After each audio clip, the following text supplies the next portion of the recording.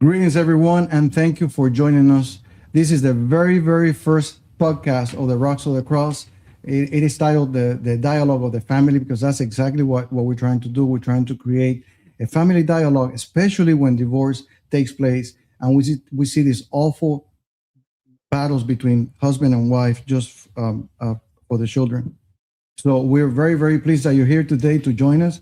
And before we get into a deep dive of the subject, there are a couple of things that I need to cover, and these are housekeeping items.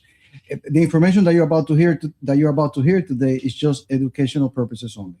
If you need any legal advice, any medical advice, you need to consult your attorney or your physician moving forward. Also, I am very, very blessed. I'm very fortunate to be using the set of Pepe Fortes, El Látigo de Pepe. They have been very, very, very helpful in setting us up. This is actually the podcast set right here. So I want to say thank you to them. Um, Before we enter into what we'll be discussing, what we intend to do in this podcast is to bring a voice to the children. The children of divorced families go through a lot, and we have a wonderful lady here which is going to be joining us in just a couple of seconds. And actually, I would like to welcome her, Lorna Black. You are the godmother of the podcast. Yeah, So thank welcome you. on board. It's really nice to see you Thank again. you. Thank This you for lady, I've having me. known her for many, many years. She has a wealth of knowledge. She has been in the thick of things. And I'm sure as we start talking, you're going to be finding a lot of information that's going to be very useful. These podcasts are actually geared for those couples that are considering getting a divorce. And the idea behind it, as I said before, and I'm going to be repeating that throughout the course of this podcast, is protecting the children. Um, this podcast is actually a follow up to the book that I wrote, which is The Rocks of the Cross. It's already out. You can get your own copy at Amazon. So it's a wonderful book. It was written, there's a lot of, it's a novel, but it's actually based on real life events. So I'll turn it over to Lorna. Lorna, welcome. Thank Can you you so tell us a much. little bit about yourself? Well, all right. My name is Lorna Black. I'm a licensed mental health therapist in the state of Florida. I'm a qualified supervisor as well. And that means I supervise interns and others for their licensure. I have been working in the field of mental health for over almost 31 years. Yes, ma'am. Um, while I was also teaching as adjunct professor at Miami-Dade College for 23 years. Well, now I'm happily semi-retired. I said semi because I thought I was retired until I've been pulled back into doing some counseling online. And just this week, my former boss from years ago realized I was home, and she decided she wants me to come and work for 1 day a week in her office to help her out. So I'm here. I've met Jose, as she said before, a couple of years ago when he he needed some assistance, and I was able to help him through that challenge at that time. He has been a faithful friend since, and I am just so honored that for his first podcast, I am the one that he asked to be there. So I am beyond thrilled. Well, it is a pleasure. It is a pleasure to have you here, and it is a blessing. Um, so, with that in mind, let's get into the first question. Yeah. We're gonna take a deep dive. So we're gonna Uh-huh. be talking about a lot of subjects here, but I think they're very important. Mhm. Is the family unit in the United States is it in danger? Um, I think that depends. I think that depends because the family unit in America now is different from when we were growing up. Yes. Um, our family unit at that time consisted of maybe the grandparents, parents and grandparents, and children. Now it's very different. We have families blended, a lot of blended families, Mm-hmm. and blended in many, many, many ways. We also have families that are not the traditional families, but they're families anyway. And all sets of families do have some difficulties, and these difficulties are similar. They are not dissimilar. It is a very strange time right now, but I wouldn't say it's endangered. Okay. I wouldn't say that. I wouldn't say there are some challenges that needs to be met, but I think that with guidance and with knowledge, education, Mhm. they can be met. What do you think, based on your own opinion, what do you think are the stress points for married couple or for couples in general with children today? What is it, the main threat to that relationship that is causing The main threat to the yeah, family to the relationship. family, yeah, or actually staying married and trying to have a decent and civil divorce? What are the stresses affecting that relationship? I think there are very few people who go into a marriage not expecting it to last forever or till death do us part. But one of the issues I find that is more problematic is communication. It's sometimes people think it's intimacy or probably think it's financial, but it's never that. It's communication. Intimate partners not being able to communicate effectively or not even knowing how to communicate effectively, and that's what the main problem I see. So there's a lack of communication and couples not being It's not a fully matter of prepared. lack of communication, it's a lack of effective Communication. communication. They communicate, but it not in a very healthy way, Mhm. and of course not effective. Right. And that's the main issue. If I was to ask you to take us on a bird's eye view of what children go through in a divorce, could you give us a brief summary as to what they experience in that? I think one of the things I encourage people to look at children as little people. We don't recognize them as people. We don't recognize that they do have their own emotions, their own difficulty, their own challenges, because they're children. And some of us who grew up in the mindset where children should be seen and not heard, Right. right? Children have some difficult. I think a lot of times that parents who are going through divorce do not think about the children. It's usually their needs, their and what's going on, and the children are not thought of. And that is why I wish that we would make some changes and think about your child. It's not that I'm not saying that you should stay in a situation that's not conducive, that's not healthy for the sake of the children, because the children will tell you that they go their separate ways. The children themselves will say children that. children Yeah. will tell me that they're so happy that they're getting a divorce Really? because of the condition Right. that they were living in prior to that time, Mhm. because they were not being thought of. They were mostly being there, hearing all that's going on, because there's a lot of contempt, the lack of communication. Then it turns to some resentment. It turns to contempt, and the child is involved, a non-participant in that, and of course that affects them. I have yet to meet a child, even in therapy, who, when their parents have separated, that they don't try some way. They're always trying to maneuver some ways to get their parents to go back together. You have not found one. I have not found one who has not. Oh, it's not really. They always want their parents to go back together, and they will always try. They will try all kind of things, all kind of activities, everything to get them together, until they realize that it's futile. But a child's desire is always to have their parents together, Together.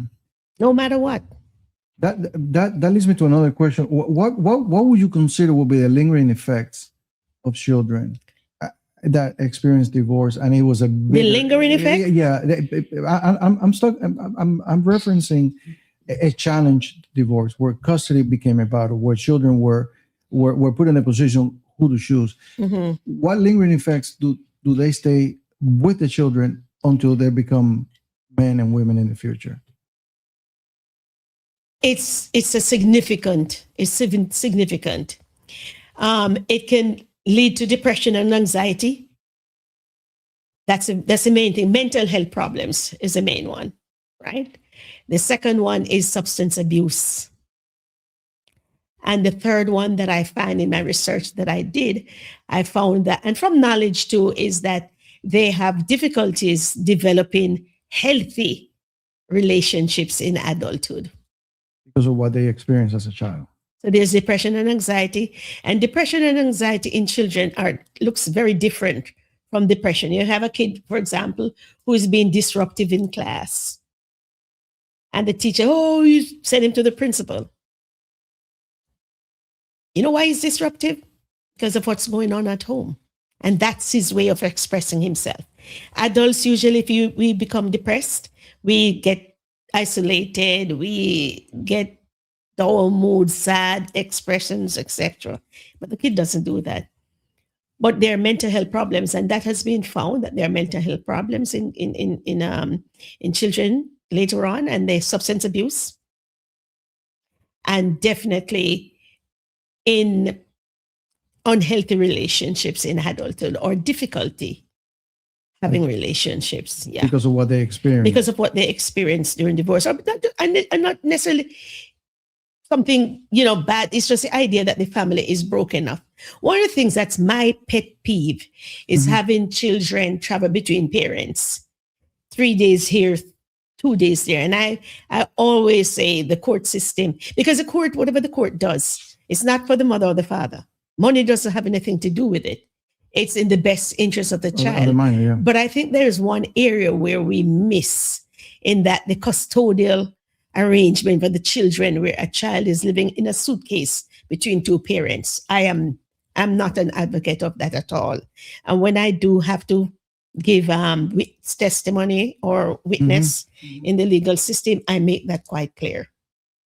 Let me ask you, and that brings me to my next question. Marriages that have been, couples that have been married for a long time, what are the possibilities of them remaining married versus those that are recently married with children? Is there any data that supports what percentage has the... No, I've not seen anything that specifically address that. It seems like we have more divorce now than in the past because of several reasons. Divorce was not a thing that was thought of, for example, when I was growing up. You have difficulties, you work it out. There was not an issue with getting divorced. Now, divorce is more talked about and easily obtained. Right. It doesn't have to be two people who say, we want to separate. For example, in the state of Florida, one party has to say they don't want to be in the marriage anymore. And that's the end of it. So it's just that divorce is much more accessible. And the other conditions that allow independence. A lot of times in the past, people stayed in marriages because of economic reasons and other things that happened in the marriage. They stayed because of economic, and I'm not just talking women, men stayed too for the stability.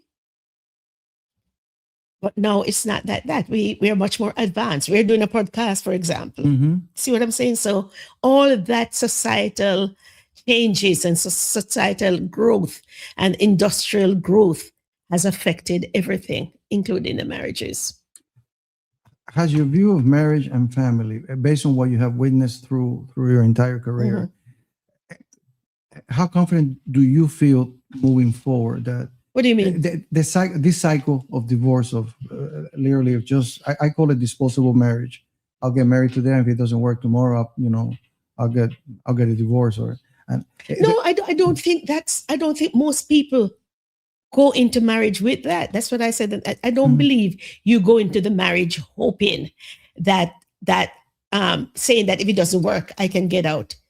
I'm yet to see a couple who do that. I think what has happened is that people don't have the skills, that are necessary, and they're not. Remember, therapy is much more vibrant now than in the past, and there are some cultures who don't encourage engagement in therapy because that is washing your dirty laundry in public. There's a whole stigma with therapy because society felt that only people who have mental illness were the ones who needed therapy. Because the first thing they say, well, I'm not crazy. Not therapy. As a matter of fact, we really do not do therapy with people who are severely mentally ill. You don't do therapy with somebody who's a schizophrenic, for example. Mm-hmm. What you do is try to teach life skills that person can better able help themselves. Yeah. And in sometimes I have to explain to people that therapy is just talk. Native Americans call that talking. It's just all we do, we talk. And you just happen to have someone who has to receive some training in being able to identify whatever is going on because of how they're trained. That's all it is. Not that I have more knowledge than everybody. I'm just trained to recognize patterns of behavior, patterns of thought. And my training has helped me to classify them. My training has helped me also to identify what questions I can ask to get a clearer picture, or what questions I can ask you as a patient that will give yourself autonomy and also a clearer understanding of what you're saying. I'm going to ask you a question, and I really don't know the answer to it. Do you feel or do you think that children have a voice when it comes to divorce? Like if they were to be asked by a judge or someone, do they have the freedom to really say what they really want? If they are asked by a judge. If they're asked by And a I have judge. had cases where the judge will take the child in chamber and will ask the child. But normally, children do in the legal system, as it were, at large, children do not have any voice in the divorce. Yeah, but which is something that's exactly what I'm trying to do here. My idea behind this is to create this ministry to bring a voice to those children, because, as I said, in my own experience, and that's why this book came about, I saw the absence of that. And I think these children oftentimes are being forced into a certain a scenario that they know for a fact is not what they want. So that leads me to another question. Based in your experience, there are two terms I want to ask you. One is the parental alienation syndrome, and the other one is the co-parenting therapies. Do they work, the co-parenting therapies, or is the parental alienation syndrome just a concept, or there's actually a reality behind it? There is a reality behind parent alienation. And that's why I believe, and the courts do that, when families are getting divorced, that the children have to go through divorce counseling. The courts here do that. The children actually go to divorce counseling. And also sometimes the parents have to, with the children. But you can understand that I'm yet to see a divorce that's not filled with contempt. Just so you can see it. Contempt. Yeah, you see it. From both sides. Yeah. But you have to remember also that the whole idea is for the kids. The courts don't care about you as a parent. It's whatever you present and whatever they have ascertained, it's in the best interest of the child. So you may be the very wealthy one as a husband, and you think that because you have the money and you can have the nanny and you can blah, blah, blah, you should get the child. Right. But the courts don't look at it like that. The courts look at other factors, contributory factors that can affect the child, and make the decision based on that. And then that brings acrimony also, because the one who is more wealthy think that they should be the one. But sometimes they ask against. There are some judges who do that, but it's not a rule of thumb. But normally the child doesn't have a voice. They don't have a voice. Yeah, they don't come into the court. You don't see children in court during divorce. They're not there. So that silent voice continues, although they might Yeah, be going to it's therapy. silent, but the children are represented by the guardian ad litem, and there are other advocates for the children. So that's a change. But it needs people to really understand. And I always say parents need, once they have a child, I believe that they should take a course in parenting. And I recommend that a lot for people who have, oh, you're pregnant, did you take the parenting? It's not just Lamaze classes. You're having a little person. You're delivering a little person, and you are charged with taking care of that little person for at least 18 years. And I know you intend to do your best job, but life happens. Life happens. And when there's a change in plans or anything, then you should look at what's going to happen to that little person. I agree with you on that, and that leads me to my next question.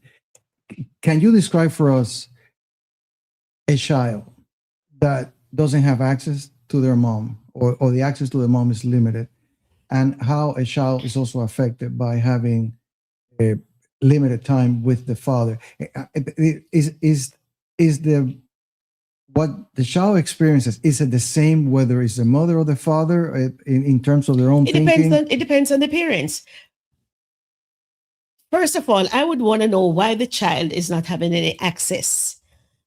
You have to take into if it's a case where abuse and molestation or something like that, I don't believe the child should have anything to do with that particular parent. Correct. Whether it's a male or the Correct, mother yeah. or the father. But then there are other factors involved. If the child, my ideal arrangement is co-parenting. If they both parents want to. 50-50? 50-50. Yeah, co-parenting, Yeah, whatever that means. I don't want yeah. to put a number in it. Right. I They believe both have access to the child. you should, Yeah. if they both desire. Yes. Because there are some people who don't want to. Is that happen mainly with men, or It happens with both. Their acrimony is so much. really? It's so high. Their hatred of it. And I had, for example, a little 4-year-old, and the marriage broke up.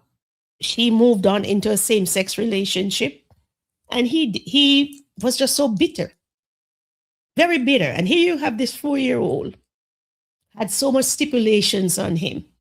He could not take anything from the mother's house to the father's house. He couldn't take anything from the father's house to the. It was, and I spoke. Well, I tried to talk to him. He didn't want to come see me, but I spoke to him on the phone one day and I said, "What are you doing? This child was supposedly conceived in love. You were married and you were in love. Why are you putting a 4-year-old through that?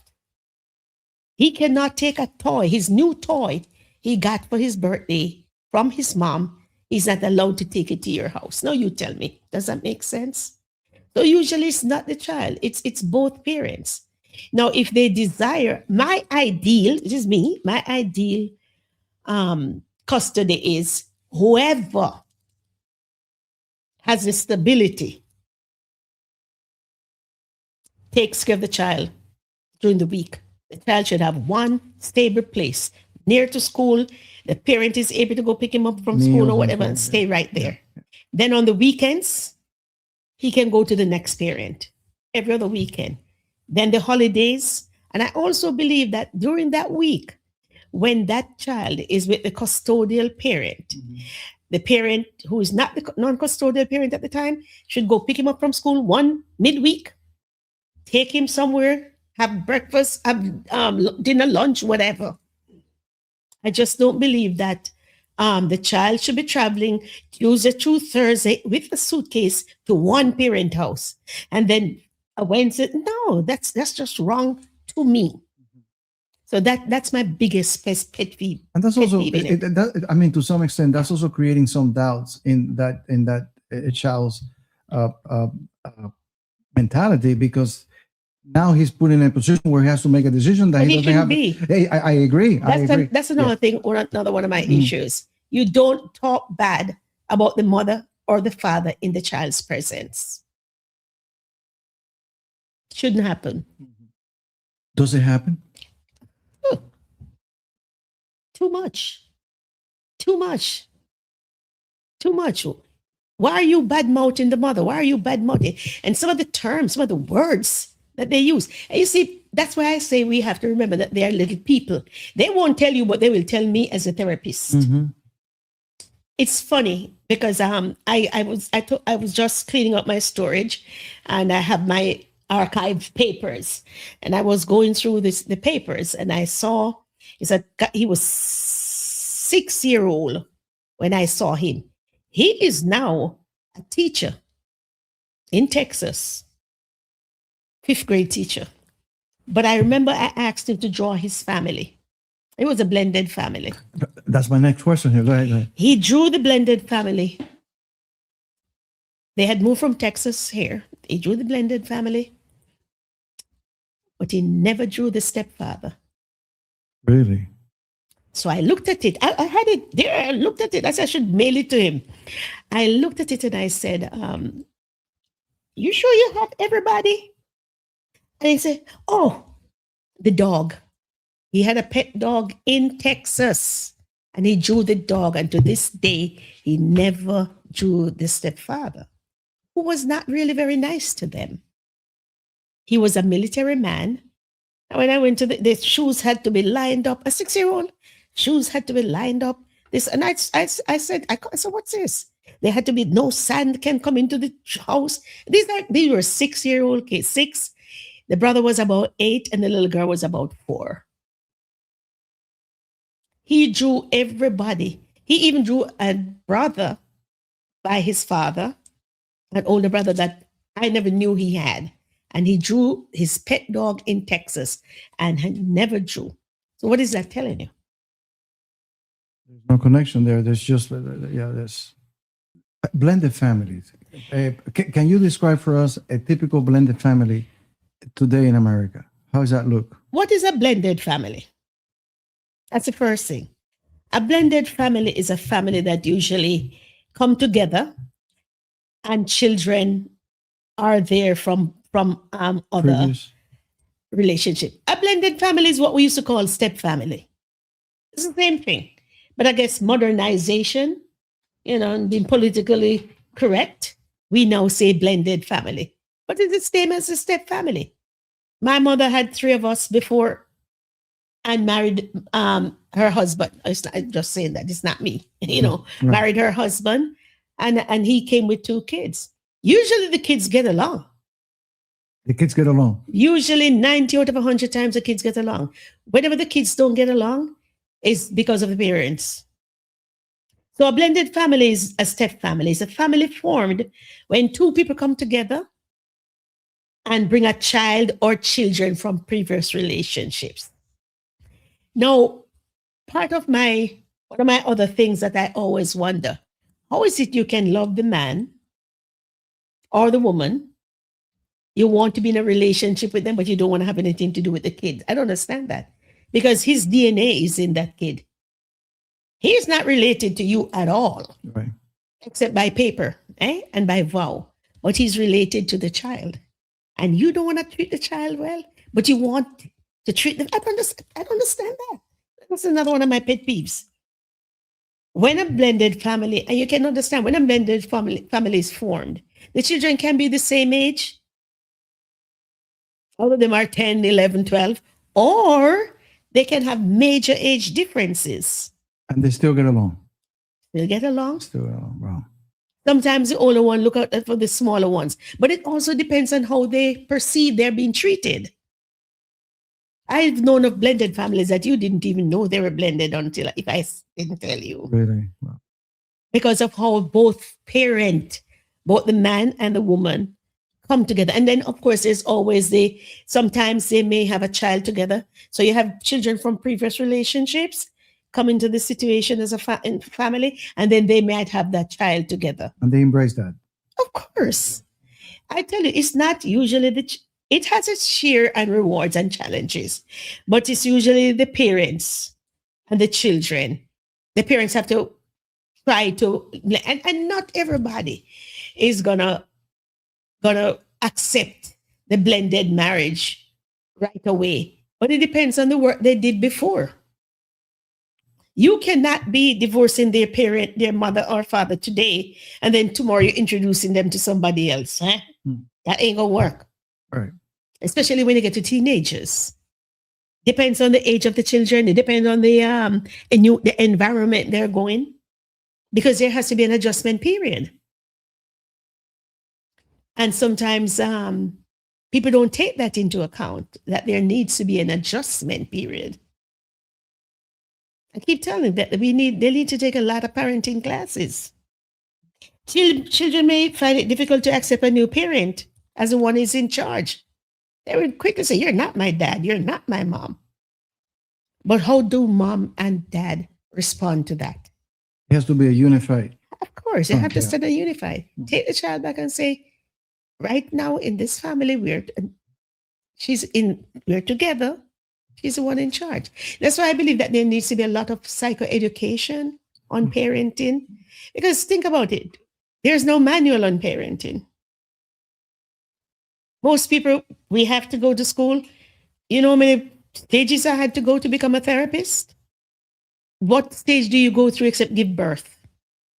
And mom or grandma perhaps come by to help you for the first 3 months, and you're left alone with this little person. Is being a parent today a lot harder than it was back a couple of decades back? I think there's less help today. Where are the grandmothers? The So that's- 33-year-old grandmother is not gonna. So it's a different world. 33-year-old grandmother is not gonna want to babysit your child. She's only 33. Dynamics have changed. Demographics have changed. A while back, you mentioned about drawings. About what? About drawings. Children drawing what like the dog, Oh, drawing. Yes. Yeah. Is that something? Art therapy. Yes. Excellent. And that reveals a lot of secrets? It reveals so much. Really? There are people who specialize in art therapy for kids. I just, I did courses on it, so I knew. Sometimes I ask, and especially the fact that blended families and families like that, and I tell them, draw your. I saw another one where this little girl, she drew her mother. I didn't see her father, but it was her mother, her grandmother, her sister, and baby sister, and she wrote cute little things about each of them, but her father wasn't there. So what did that tell me? Her father is not active in her life, but her grandfather is. Her grandfather is. Her grandfather, because they were living with the grandfather. And the baby sister, she wrote something cute about the little baby sister, but there was no father. So it tells a lot. And of course, that's just one of the intervention people use. People who are trained in that modality could tell you a lot more about it. But I just usually use stick drawings if I just want to find something out, family relationships. If I was to ask you, in your mind, and based on in your professional career over so many years, what do you think is the main factor or the most prevalent issue that causes divorce in the United States? As I said before, it's communication. Poor communication skills. Poor communication. That's what it is. It's just no big thing. It's two people. Communication that leads to conflict, and conflict is unresolved. And a lot of things comes within that. That's basically what it is. Unresolved conflict, poor communication. That's what Lorna, it let is. me ask you a question. And this is something I wrote in my book, and I'm writing it down again. I use the term that we need to remove the incentive of divorce from the divorce proceeding. Do you think that there is an incentive? Perhaps not an express, here it is, but is there an incentive for people to get a divorce and just literally just walk away from the family unit? Fathers turn their backs on their children, and mothers turn their back. When you say incentive, what do you mean? I'm talking about that.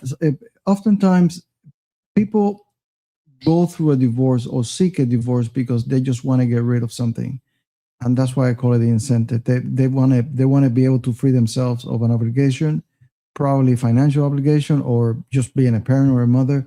Is that do you see that as one of the reasons? Probably playing a role in this? Just men deciding just to walk away and women just deciding? You see, the thing about it that I'm stuttering. The thing that I don't like is the word incentive. Mhm. I don't think anybody has an incentive to get married, to get divorced. Now there may be, but not that I have, because most of the divorces I have seen have included children. I don't know, maybe in another world, another society, that happens. So I'm not sure about incentive to get divorced. I just believe that once divorce comes in, that acrimony, that contempt, that disdain for the other person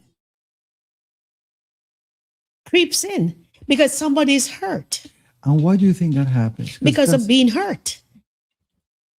Very rare, there are two people who decide to have go on a divorce together.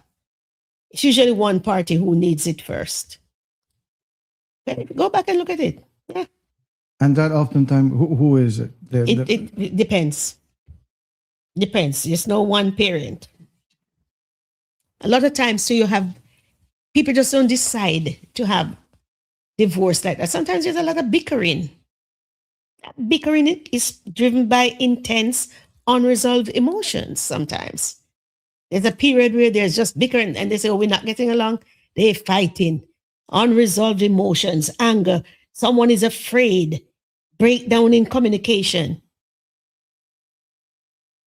That's it. The society that we're in today, do they view marriage totally different? Do you think social media, all the TV shows and so on, are they giving a false impression as to what to be in a marriage relationship looks like? Is it something that society have kind of diminished the value of it, the importance of raising children together? I don't think marriage has been, the concept of marriage has been demolished. What I believe is that there a different mindset in looking at marriages now. There's also the fact that, as I said before, divorce is easier. That's what I was trying to refer to the. But I'm not sure if it's. I'm not sure. Yeah, I don't think it's not an incentive. Right. It's just that It's easy. you will not stay. Some people refuse to stay and fight, like we saw in our grandparents, grandparents and my parents. My parents were together for 48 years before my mother died. And you could not separate them. One say jump, the other say, oh, why? You could not triangulate. And if you go to dad and dad said, did you ask mom? Mm-hmm. That doesn't happen. You better ask mom, because mom, if you didn't ask mom, you can't, he's not going to give you a response. Go and ask mom and say what mom says. They were one accord, I can tell you. Does the church or community at large, do they play a role in helping parents? What do you mean the community at large? Yeah, In what way? is it the responsibility of all of us in society to help sustain? When we were growing up, Mhm. it was the village who raised the child. Right. And sometimes you will hear that now. But it's usually the older ones who talk about it. Huh? People like me, Mhm. maybe you. You could be doing something. I have an instance when I was laughing at a lady, making fun of her. The way in the town that I came from, we rode bicycles. Okay? So I had a bicycle to ride to school. And she was not sitting proper on the bicycle. She was sitting, with her rear not on this. And I was laughing. And by the time I got home, my mother knew I was laughing at the lady. And she spoke to me about, why were you laughing at that lady on the bicycle? I'm like, huh? Who, me? And she said, don't lie to me. She said, better you tell me that you didn't mean to laugh at her, but don't tell me you didn't do it. That's what I'll never forget it. I'm picturing right now where she was and when she was saying it. And I would look back and I said, but I didn't see anybody who knew who would come. By the time I got to my house, about 15 minutes later, my mother already knew. That's what. And she reprimanded me. Yeah. Now, you got to be very careful what you say to people's kid. And that's what I was saying about do we as a society do we have, because that's exactly what You you can just no, but described. you can still do. Yeah. I have my circle. Right. I have my circle. I have my nieces, my nephews, plus my friends' kids, and they call me auntie. Mm-hmm. And auntie can reprimand them anytime. And they better not let their mother know or father know that I had to reprimand them. So we still have that traditional village raising the kid in certain circles and in certain cultures. But generally, there's the other side that you can't even say. Teachers, for example, here in America, they can't even reprimand a kid. I'm not saying abuse. But- I'm not saying using abusive language.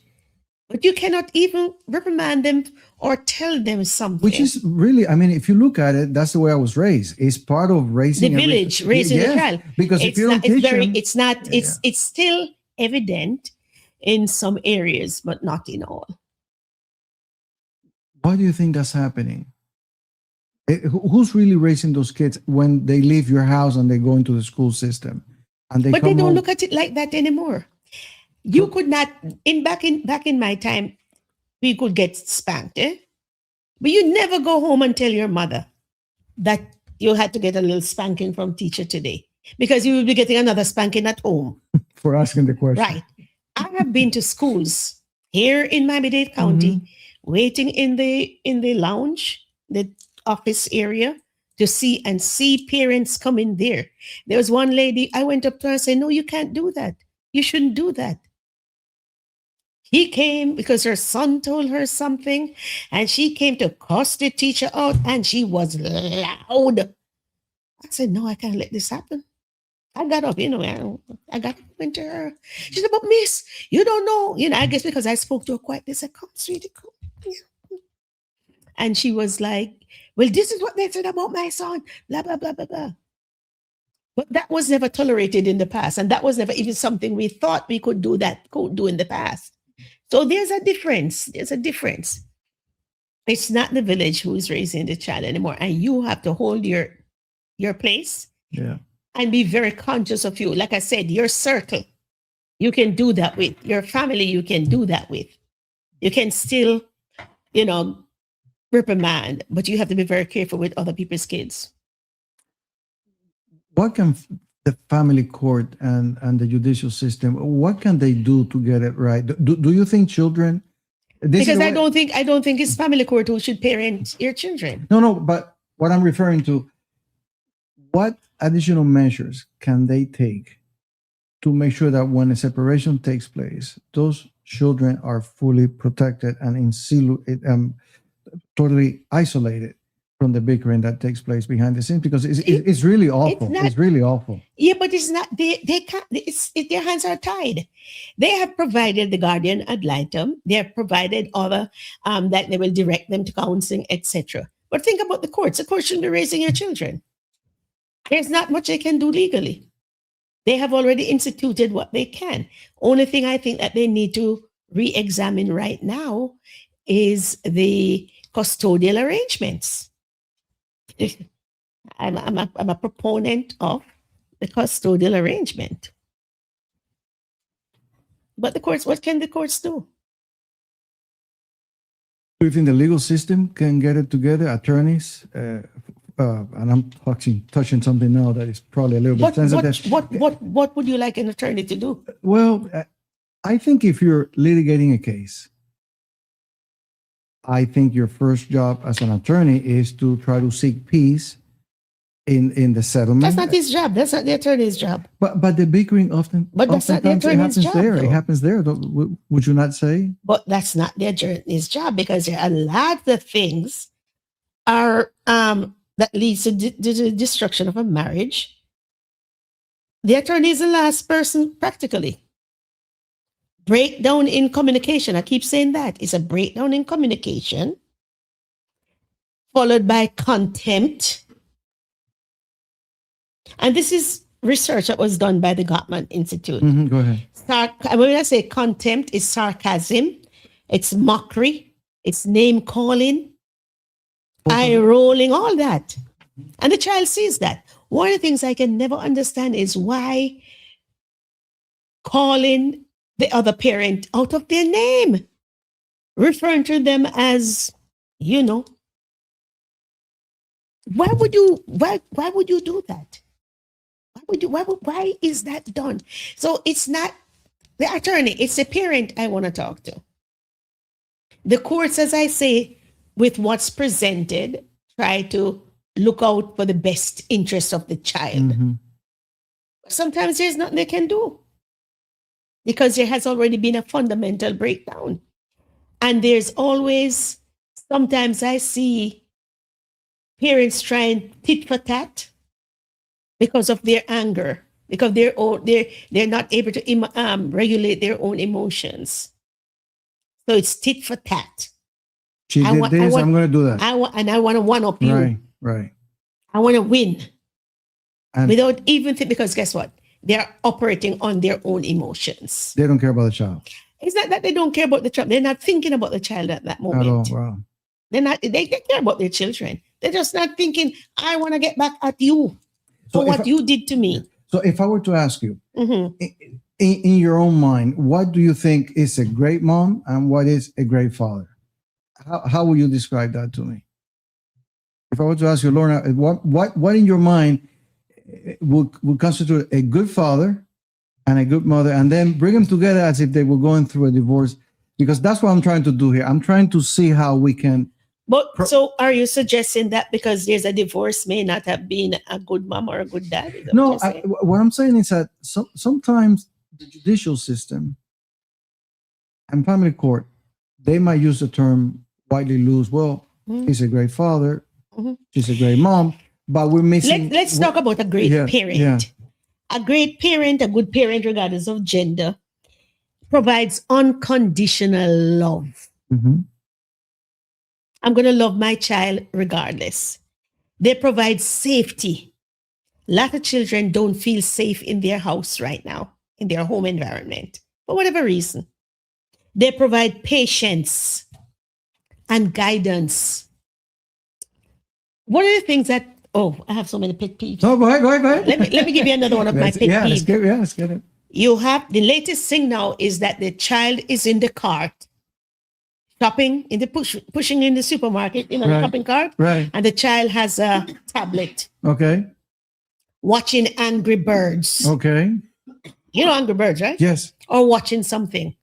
Even a big child who has no business being in a cart, they're folded up in the cart, right? And the mother is going about. And some, I think I've stopped one parent one time, me. And I said, this could be a teaching experience for him. What a way of teaching your child about shopping. The 7-year-old walking beside you, talk to him. All right, Mario, we're going to go in the aisle for flour and sugar and baking. We want to make those cookies, right? All right. So can you go help me find the flour? Can you help me find the sugar? Why you have 7-year-old Mario in the shopping cart playing Angry Birds on the tablet? Because parents are not conversing and talking. My grandmother, especially, used to sit down with me on the porch, on the veranda back home, and watch everything going by and have a comment. Patsy, you see so-and-so, see so-and-so. You know many life lessons I get from them? My father too. My mother was always busy working. But my dad, we used to sit on the porch, talk, just look at things passing by, anything happening in the neighborhood, and we had a conversation. How many parents have time to do that now? The child is being parented by social media. Right. So as a good parent, you have to have empathy. Understand the child. They're little people. Communicate with them. They don't talk to them anymore. They're on their tablets. Another pet peeve. I'm driving. Wife and husband coming home from work. You can tell that they're in a relationship. And they get to the traffic light. And what do you think is happening? Fighting? No. They're at the traffic light. Thank you.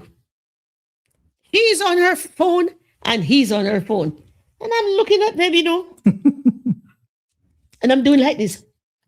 Talk. I do things like that. Yes. That's what happens. So even the parents, and of course the children in the back of the car on their tablet. Let me ask you a question. I don't have that in my question. Psychological effects.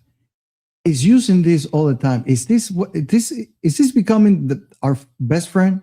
What we go Yours, to for not everything? mine. No, but I'm saying because it seems to be that. But don't you see how many? When I see people on their phone coming towards me, I don't move out the way. You don't move out of the way. I brace myself for a collision. I do. I really do. Until they sense, I will not move out the way. Why are you walking on the sidewalk? On what is it on your phone? I have a phone. See, I don't even know where the phone is. I put it somewhere, so you can imagine how in love I am with the phone. So the values of what we get, and the habits that we pick the up, nourishment and the education. I don't know if there's any nourishment.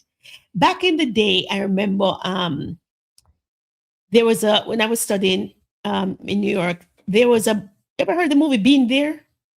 Being There starring Peter Sellers. That's an old movie you should. And at that time, Marshall McLuhan was a psychologist who came up with video and saying with the advent of video, we are becoming vidious with TV because always sit there and look at this thing that talks to us. And it's not that interactive. Now things are a little bit more interactive than then. Right.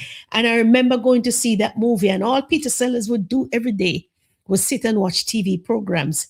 And when he was socializing, a few times he was repeating the things he heard on that. It's a good movie, Being There, right? And it's more so now, but we are not so much vidiots in terms of just sitting there passively. We're active participants. Because now with this, we can play with it. TikTok. Yeah. Everybody's an influencer. Yeah? A TikTok influencer. Well, what are you influencing? They put their things. Many times I've gotten things from Facebook that I can become a content creator. And I can monetize. What for that? But they make a lot of money. They can, if they get stars and stuff like that, people can make a lot of money from it. So that's why the phone is always there. And that's why, because it has become monetized.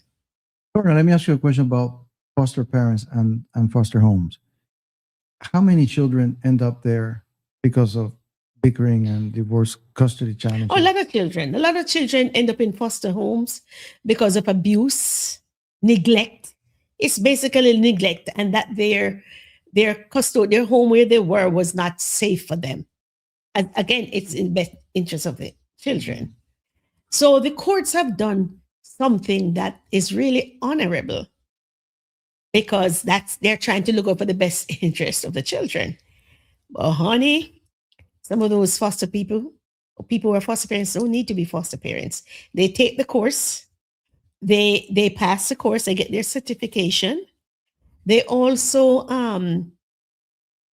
pass the inspection of the home, that they can provide something for the child. But nobody talk about their psychological maturity. And sometimes for the children, I've seen that, it's out of the frying pan into the fire because of the psychological verbal abuse from the foster parents. So what happened to those children? Well, as a therapist like I did, I call the hotline. But mentally throughout their lives. It affects the child mentally forever. Yeah, for a long time it does. These divorce have a long-term effect, as I told you before. Mm-hmm. Sometimes kids, as I said before, it leads to mental health issues, depression, anxiety, substance abuse. Prison? Do they end up in prison sometimes? Yes, because of, for example, their substance abuse can lead them into other areas trying to get the drug, trying to get the medication, the fix for them. So all those things can branch off. Someone who is having severe anxiety and the behaviors that associate with that and can lead to some criminal activity. So they're not going into prison because they came from a foster home. They're going into prison because of the underlying effects from the long term. Or what they experience. Mhm. As we're getting ready to close, what do you think family court or the judicial system or DCF or everyone that is involved with divorce and custody, what is it that we could do or they could do better to assist those children and protect them more? That system is so. I've met DCF workers and investigators who have 60 patients, 60 clients in their caseload. You're overwhelmed. These are jobs that don't pay a lot of money. For example, with all my education Right. and all the steps I had to go through up to the PhD level, and I still don't make money. But you have to have someone who you cannot go say you're going to be a therapist because you look for money. But you have the dedication, Laura. I've seen that. Huh?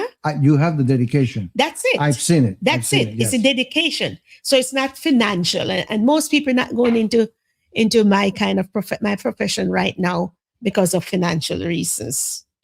So that's not so. The courts is overwhelmed. The whole system needs to be overhauled. I remember back in the day, we used to have a lot of symposiums, at least once a year symposiums, including everybody who was involved some way, who would touch a child's life in Dade County. Now nobody does that. Those daily symposiums, now they may have a Zoom meeting. Everything is electronic now. So to be honest, I have not gone to a symposium in years. I've not heard about any. Everything is Zoom. Zoom. Have a little meeting, Zoom meeting, and done. So I'm not sure. I'm not very current as to what's going on, but it's a lot of work that needs to be done. And we need to go back to the nitty-gritty and there's a word I'm looking for, not the caregivers, the ones like me who are involved, the stakeholders. That's the word I'm looking for. Yeah. The stakeholders need to go back and look and examine and get back going. Is divorce more prevalent in the United States versus the rest of the world, or whatever we're facing here compares or mirrors the rest of the world? Like I say, divorce is based on your tradition. I don't have any statistic to say it's Right. more than here in the United States. I remember too, we live in a larger place. If you go back to my hometown in Jamaica, and everybody knows me. Everybody's there, everybody's together. You know what I'm saying? Right. Divorce, and then also too, remember we had the common law marriages, as it were. That's a part of the legacy of slavery. People get together, you meet a man, woman, they have children. That's it. It's a And that's family it. unit. There's Yeah. exactly Yeah. family unit and, Right. and lasts for long. Mhm. So it's kind of different here. Like I said, I don't think it's